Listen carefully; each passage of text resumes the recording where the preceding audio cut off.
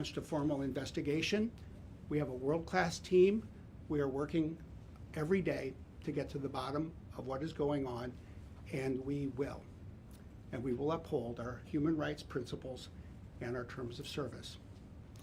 Second, this company was built and stands today on a culture of trust with our employees, of open dialogue with our employees, and that matters deeply.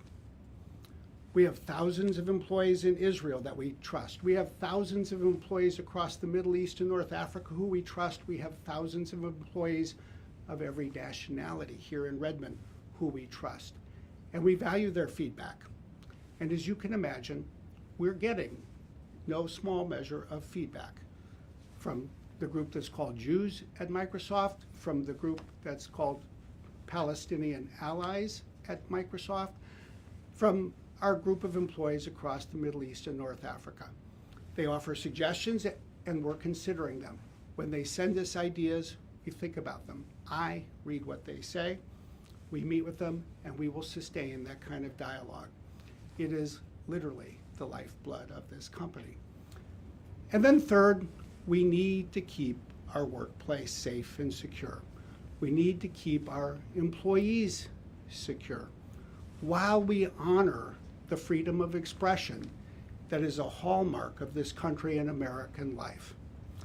But obviously, when 7 folks do as they did today, storm a building, occupy an office, lock other people out of the office, plant listening devices even in crude form in the form of telephones, cell phones hidden under couches and behind books, that's not okay. When they're asked to leave and they refuse, that's not okay. That's why, for those 7 folks, the Redmond police literally had to take them out of the building. 2 of those 7, only 2 of those 7, are Microsoft employees. One is a former Google employee. I think it's the closest a Google employee has ever gotten to my office in the 23 years I've been here. So we've had to act, and we have and we will. And yet at the same time, I want to be clear, we respect the freedom of expression that everyone in this country enjoys as long as they do it lawfully. And in other instances where people have, we've honored that as well. So in closing, I just want to say, look, Microsoft is not a government, it's not a country, it's a company. There are many things that we can't do to change the world, but we will do what we can and what we should. And that starts with ensuring that our human rights principles and contractual terms of service are upheld everywhere by all of our customers around the world. And we're focused on doing that today, tomorrow, and in short order, as quickly as we can, including in the Middle East. So be happy to answer questions. Thanks, folks. I appreciate it. You might have questions. If you do, just kindly raise your hand. If you can state your name and the outlet that you work with and limit yourself to a single question. Sure. I'm Jeremy Harris with KOMO 4 News. Do you know how they were able to get in? This is a very secure area. Is it clear how they were able to breach this far into the building? We have security footage and we're looking at that, Jeremy. I would say this, the building was designed in 2002 with a certain level of security that has stood the test of time for 23 years until today. We did get a report yesterday afternoon from an employee that someone from the activist group, No Azure for Apartheid, was calling around and seeking a floor plan of this floor. So obviously one way or another, they figured out how to get in. We'll adapt our security accordingly. We obviously need to keep our facilities safe and secure. Megan Uvani Boynton with the Seattle Times. Mr. Smith, talking to some of these protesters, they say that Microsoft is retaliating against current employees. What's your response to that? What I want to say is we have clear lines. If employees want to express their opinion, there's always places and ways to do that. They can share expressions of views with employees on our internal communication services. They can send petitions, and they do. And in fact, we read those petitions. We think about what people say. Anybody in this company can send anyone else. They can send to me, they can send to Satya, they can send to others an email. And we actually read those emails. We don't retaliate against people for that. People can go protest in public spaces, whether it's at the Redmond Transit Center or in a kayak on a public lake outside my house. We don't retaliate for that. But if people engage in vandalism, if they violate repeatedly our email policies, if they storm buildings, if they occupy offices, if they create threats to others, that's different. And I don't think that is a profound principle. That's just common sense. Sir, at the beginning, you raised the Guardian's accusation or story, Mhm. whatever. And have you seen, do you think that there's substance to what the article says? Well, what I would say is this: we're looking into what the Guardian reported. And yeah, I have to say, I think the Guardian did a fair job in its reporting on August 6th. They talked with some of our communications folks and gave us an opportunity to learn and address some of what they said. And from my perspective, some of what they had heard turned out to be false, and we were able to address that. Some of what they heard turned out to be true, and much of what they reported now needs to be tested. And so I think their responsible step from us is clear. In this kind of situation, to go investigate and get to the truth of how our services are being used. I will say this, because I think the Guardian in one of its stories questioned our employees in Israel. We trust our employees in Israel. They are loyal Microsoft employees and have seen no evidence to date that anyone among our employees sought to deceive anyone. And of course, if we were to learn something different, whether it's there or anywhere in the world, that would be a different story.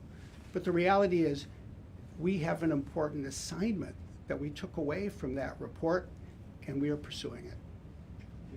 Question in the back. Yeah, Jim Nelson with King 5. As of today, what is Microsoft's relationship with the Israeli government and military? Things that I'm sure you've been reviewing over the last several weeks.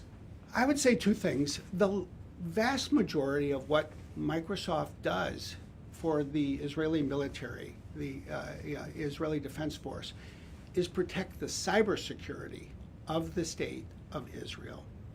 Yeah, and that reflects the focus of our research and development center, really product development center in Israel. It's a world-leading facility for the development of cybersecurity. And that is something that we do not only with the state of Israel and the Israeli military, but it's actually done in coordination with other governments and countries in the Middle East. The collaboration between Israel and other countries like the UAE, the United Arab Emirates, under the Abraham Accords, I think is of profound importance for protecting the entire Middle East, especially from Iran and Russia and cyber threats.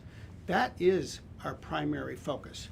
There are some other activities as well that involve the use of Azure for storage, for example, for processing of data. And that is what we are focused on getting to the bottom of. There are uses that are permissible, there are uses that are not.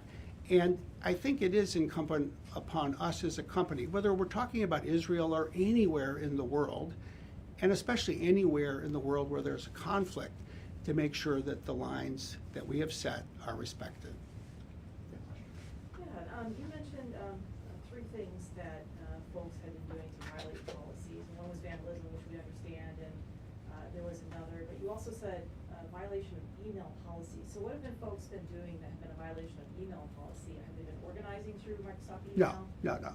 Basically, we have a simple rule about using email for business purposes and mass mailings of email.